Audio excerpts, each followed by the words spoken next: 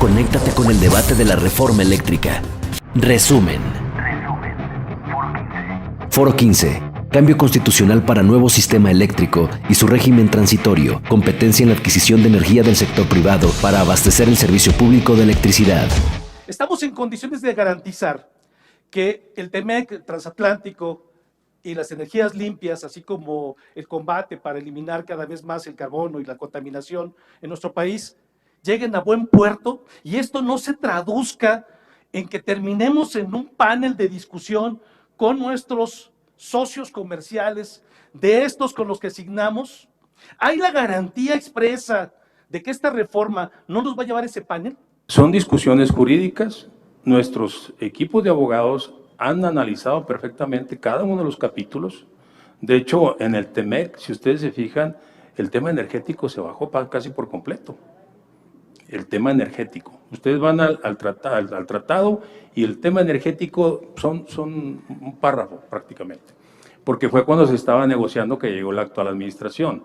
Pero hay otros complementos que integran diferentes tratados donde asimismo se logran obtener beneficios que se están otorgando en otros tratados. Entonces, todo eso es lo que se tiene que analizar. Lo que nosotros hemos visto es que no es una expropiación directa, ni es una expropiación indirecta de acuerdo a lo que se ha estado comentando por los equipos jurídicos de la CFE. Habría que evaluarlo y habría que analizarlo. Yo me circunscribo a lo que dijo Kenneth Smith, que fue el negociador en jefe del TEMEC por parte de México y que además hizo un extraordinario trabajo para defendernos de la embestida, porque recuerden que nosotros no pedimos negociar ese tratado. Y Kenneth lo que dijo hoy en la mañana fue justamente que tenemos una gran debilidad y de que vamos a violar varias partes del tratado. Me allano a lo que él dijo, porque es un experto. ¿Considera justo que no se pague el derecho de utilización de la red o el costo de porteo que no han estado pagando? Yo empezaría diciendo que sí se paga un costo de porteo. A lo mejor es menor a lo que debe, de acuerdo a lo que ya comentamos, pero sí se paga. Nadie regala nada. Hay que empezar, por eso yo reitero, y más allá de hacer una defensa encendida, ya hemos mencionado que estamos de acuerdo en que se cobre la capacidad, el respaldo, que tengamos unas tarifas de transmisión justas de acuerdo a las dos partes, pero tenemos que ponernos de acuerdo, no podemos satanizar, no tenemos que cambiar la Constitución para eso. Sí se puede llegar a algo justo y seguirá modificándose de acuerdo a las dinámicas y a las nuevas tecnologías que hayan. Tampoco nos debemos asustar si algo se queda desactualizado, porque se va a quedar desactualizado. Es lo único que podemos asegurar, es que el cambio va a hacer que esto sea obsoleto. ¿Estarían los industriales de acuerdo en que siga reduciendo la participación de la CFE en la generación eléctrica? Yo creo que Comisión Federal debe seguir, creo que debe seguir teniendo inversiones que la hagan competitiva. Me gusta mucho el modelo energético de Statoil en Noruega.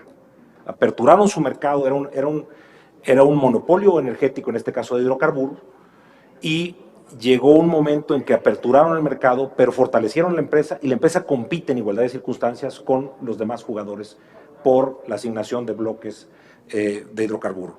Eso debería ser, en esencia o en concepto, lo que debiéramos hacer por comisión. ¿Cómo resolver este problema? El pago de indemnizaciones, ¿cómo se puede regular? Me preocupa una declaración del director general de la CFE en el sentido de que no van a pagar ni un peso de indemnizaciones. Si no van a pagar ni un peso de indemnizaciones, pues entonces es una expropiación. Si fuera una expropiación, se tendría que pagar indemnizaciones. Si no es nada de esto, se trata de un embargo. Entonces a mí me preocupa esta parte, porque en términos ya no estamos hablando de un embargo, ni siquiera de una indemnización. Diputado Triana, me gustaría decir que una cosa es lo que piense un funcionario por más alto cargo que tenga, y otra cosa es el reconocer que México tiene una democracia liberal, que es una república y que tiene poder judicial, legislativo, que es esta soberanía, y el ejecutivo. No no corresponde a un director de CFE decir que van a pagar o no indemnizaciones. En todo caso, correspondería a los jueces determinar si estos van a proceder a pagar o no.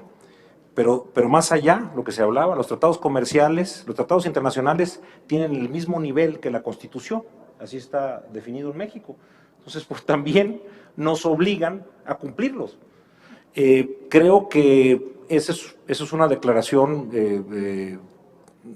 digamos, a lo ligera, que debiera de analizarse en su justa dimensión, porque reitero, lo que está en juego es la confianza que tienen muchos inversionistas para poder traer sus capitales a México. ¿Era necesaria una reforma constitucional en materia eléctrica como la del 2013?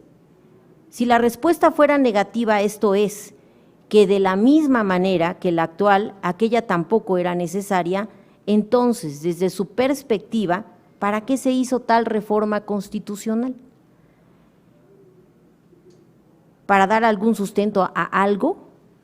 Si su respuesta fuera que, a diferencia de la actual, la de 2013 sí era necesaria, entonces les pregunto a los abogados, ¿cuál era el soporte constitucional de los permisos y contratos de autoabastecimiento, cogeneración, producción independiente, pequeña producción, importación, exportación y usos propios continuos que se otorgaron al amparo de la Ley del Servicio Público de Energía Eléctrica y que fueron reconocidos por la Ley de la Industria Eléctrica? Yo pienso que el silogismo jurídico que está planteando es bueno, aunque difieren los supuestos de la construcción de su silogismo. La razón de la reforma energética del 2013 está puesta como un objetivo constitucional, que es la maximización de los ingresos del Estado. Ese es el objetivo constitucional. ¿Por qué se está cuidando las figuras de la Ley del Servicio Público? La anterior ley, las figuras de autoabastecimiento, productores independientes, los contratos legados. ¿Por qué se protegieron? Aquí anoté, trascienden jurídicamente. ¿Por qué se les dio esa trascendencia? En mi opinión es porque estamos hablando de un tema de derechos adquiridos y estamos hablando de la no aplicación y retroactiva de la ley, de la no aplicación retroactiva de la ley. Qué lamentable que se busque cubrir algo totalmente ilegal y se resuelve en una reforma que, quiero decirles, el mayor jugador es Iberdrola. Tienen autoabasto, tienen la Ley de la Industria Eléctrica, tienen subastas, tienen productores independientes, sus mayores centrales están ahí. ¿Y saben quién participó en la construcción de la reforma del 2013? Asesores de Iberdrola. Tengo los nombres. Entonces, se entregó el sector eléctrico por parte del Estado, de los responsables del Estado de ese momento, en el 2013. Y no es reforma de los 60, discúlpenme, es una reforma del 2013, o sea, no estamos regresando a 1960, estamos regresando al 2013. Y efectivamente, los derechos adquiridos de la Comisión Federal, esos no contaron, había que desaparecerla, a costa de mayores beneficios de los privados. Y están magnificándose las ganancias, lo acabo de mostrar. Si faltaría una disposición transitoria adicional que precisara tiempo y condiciones para convertir la anulación de los contratos y permisos actuales en una nueva negociación que garantice el resarcimiento a la empresa privada, asegurándole constitucionalmente el 46% del mercado eléctrico nacional, que es grandísimo. El 46% de estas empresas privadas prácticamente es el 100%, casi es el 100% de las empresas que están operando actualmente en México. El otro 14 o 16%, porque va variando la demanda, está ubicado en la que nosotros hemos identificado como autoabasto, simulado o ilegal. ¿Que es una discusión? Sí, porque de alguna manera este esquema pues no se ha demostrado que tiene esa condición.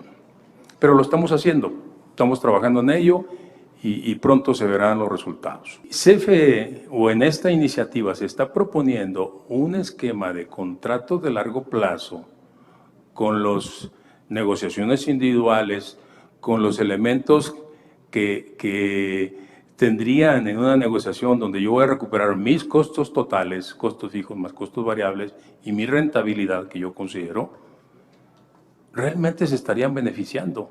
Porque hoy la competencia ya como quedó diseñada, ya no solo afecta a la CFE, se están afectando ellos mismos a ciertos sectores. Los únicos que se están viendo beneficiados desproporcionadamente son las renovables intermitentes. Esta parte de las subastas, le pido que nos la vuelva a explicar, o que nos la explique porque no lo explicó. Se compite con un precio y se paga con otro. ¿Por qué? Primero, si es cierto. Y segundo, ¿por qué? Y la otra, en esta búsqueda de encuentros, y yo no le, hace rato se los dije, no, yo no digo ni abuso, ni eran las reglas que estaban ahí. En el autoconsumo, sí tenemos pequeñas CFEs privadas en las cuales se ha aprovechado la ficción de hacerme socio con una acción, cuando en realidad, pues soy cliente. Sí, las subastas es el único esquema que se dejó en la ley de la industria eléctrica. Es un esquema que es complicado porque CFE, las primeras dos subastas se le dijo que no participara. En la tercera subasta ya se le pidió que participara. Sin embargo, aquí hay un problema. El único esquema de financiamiento para poder construir una central y competir en estas condiciones, la CFE, esa supuesta subsidiaria o empresa productiva del Estado, pues era entre comillas, nada más está en el nombre. Hemos encontrado casos donde el contrato decía una cantidad y la firma, la licitación decía una cantidad y la firma dice otra diferente. No en todos los casos, pero tenemos casos tanto en productores independientes como en contratos de subastas de largo plazo. Los paga suministro básico. Todos son contratos, tanto los PIEs de suministro básico a través del contrato legado, protegido por el contrato legado, protegido por la reforma energética 2013 y la LIE en todos sus transitorios. Entonces, realmente es muy discutible esa parte que se está comentando. Autoconsumo. Tenemos nosotros 243 centrales de contratos de interconexión. Tienen un contrato de interconexión legado. De esas 243 centrales, 233 son autoabastos. 109 de esas 233, 109 nosotros las consideramos ilegales en escritorio.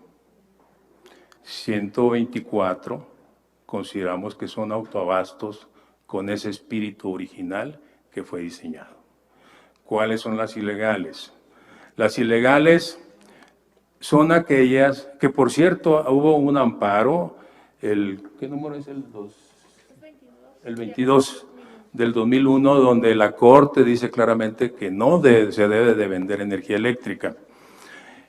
Estas 109 centrales, en análisis de escritorio, insisto, porque pueden ser más, tienen socios de a dólar, las primeras del 2000, 2002, 2003.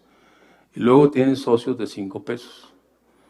He visto socios de 1 peso y las últimas que me tocó ver son de 50 centavos. Son sus socios. Con eso pretenden cumplir lo que dice el artículo 36 de la Ley de Servicio Público de Energía Eléctrica en sus primeros párrafos donde describe el autoabasto. Pero, si nos vamos al último párrafo del artículo 36, en el numeral cuarto, ahí dice con toda claridad que no se debe de vender. Y lo dice también esta resolución de la Corte. No se debe de vender la energía entre socios. ¿Qué sucede? Nosotros tenemos facturas de la venta de energía donde tú pagas el IVA, donde tú pagas tus impuestos, donde la parte fiscal está cubierta entre alguien que genera energía eléctrica e invita a alguien para que sea su socio. Ese no es un esquema de autoabasto. Ese es un esquema paralelo de un mercado negro, le llamo yo, que soslaya la competencia. Cámara de Diputados, Legislatura de la Paridad, la Inclusión y la Diversidad.